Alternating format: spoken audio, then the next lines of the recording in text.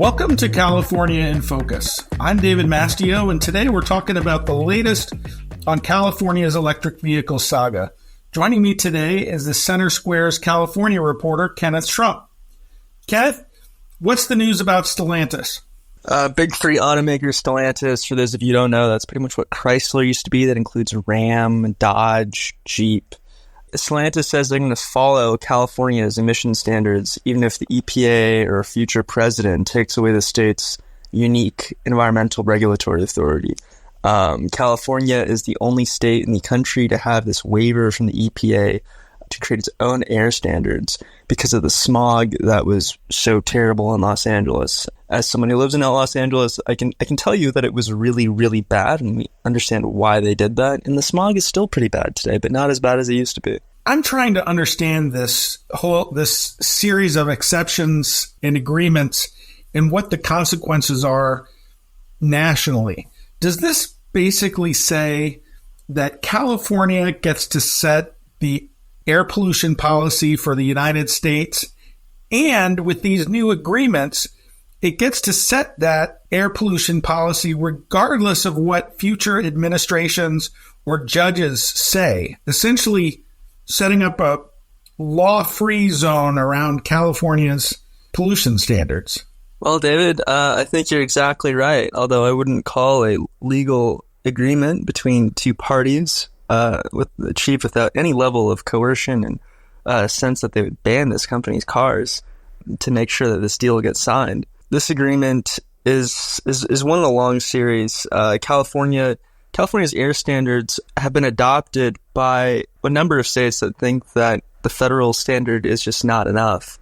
If you look more into this deal, you see some really interesting points, which includes Stellantis saying they're going to spend $4 million on chargers in California, but another $6 million on EV chargers in states that have adopted California air standards. So they're spreading some of this wealth around to the states that have stuck by California's air standards.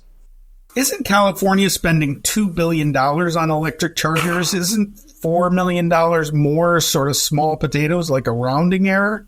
The $4 million is really a more vibes-based number. The vibe is Stellantis supports California's ZEV goals.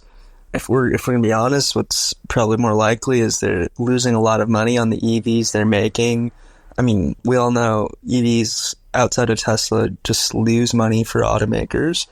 And the only reason automakers end up making any money from them is because selling the environmental credits at the 6.67 times multiplier MPGE of the cars that they do make allows them to keep selling these heavy-duty pickup trucks and Jeeps that, we all love without having to go buy more costly carbon credits from other manufacturers like Tesla. Is that what was in this deal for Stellantis and the companies that preceded it, that they get to continue selling high pollution vehicles if they sell enough zero-emission vehicles?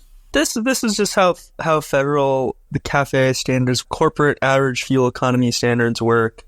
Nationally, if you have this national average MPG of the vehicles that are sold, if you're selling a bunch of low MPG vehicles, then you need to somehow boost the average fuel economy to the standard that the federal government has set. And you do this by buying credits from other companies or by generating your own credits by selling electric vehicles. An electric vehicle gets assigned a number called MPGE, which is miles per gallon equivalent. And so if a typical electric vehicle gets something like 130 MPGE, under federal rules, you can multiply that by 6.67 to generate about 700 miles per gallon worth of credits for the car. And that can knock out, so selling just one EV can let you sell like 20 Ram pickup trucks. I haven't really done the conversion in a while, but it's something ridiculous.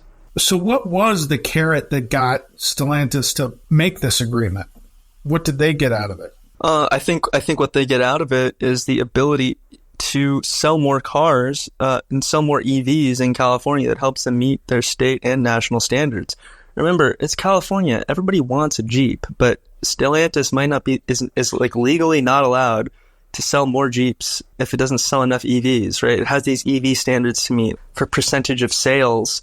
Otherwise, they can't sell the Jeeps. Like, they're not allowed to. So what Stellantis has said is that they will support EV adoption with programs including ZEV public awareness campaigns, ride and drive events, and discounts on new cars for car share programs in disadvantaged communities, dealership actions to ensure the availability of EVs. This is going to help make Stellantis' vehicles be front and center in California consumers' minds when they're considering a non-Jeep vehicle. Who are the companies that preceded Stellantis in making this deal? Are they the pioneer or are they a laggard?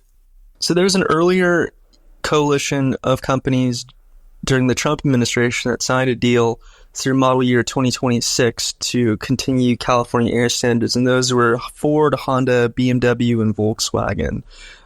Trump admin actually took away California's greenhouse gas emissions regulatory powers in 2019. That got held up in court and was reversed when the Biden administration, so never went into effect, and the Biden administration reversed it in early 2021. A future president could obviously make that change. If you want to buy an American-made car that has not made an agreement with California to follow their rules, regardless of what happens in the next presidential election or what any federal judges may say, that would leave you with General Motors. Correct. And General Motors was one of the car companies that sided with the Trump administration in opposing California's greenhouse gas regulatory power. So I can see them as taking some kind of political bet on a 2024 Trump administration. Taking a step back from the Stellantis deal, California is suffering a huge budget deficit right now, $70-some billion. Is the $2 billion that California is investing in electric car charging stations, is that on the chopping block or is that sacrosanct? Look, that money has been promised, set aside. It's probably going to be spent on EV chargers. There's two problems here, though. EV sales are plummeting. It went down 10% in the last quarter of 2023 compared to the quarter before that, and another 3% in the quarter before that after rising for decades.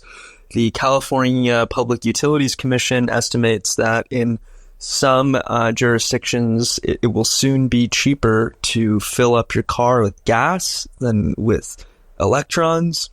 That's supposed to be the major selling point of EVs, even after accounting for all the subsidies and the real cost of the car, or even a higher car cost, at least to be cheaper for you to go more miles.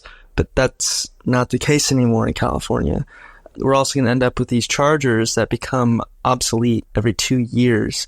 So we're going to be investing billions of dollars in this charging network that will become worthless in like 2 years because generational leaps in technology are very rapid with this nascent EV and battery charging tech. Kenneth, thanks for joining us today. Listeners can keep up with this story and more at thecentersquare.com. Are you tired of news that puts politics over people?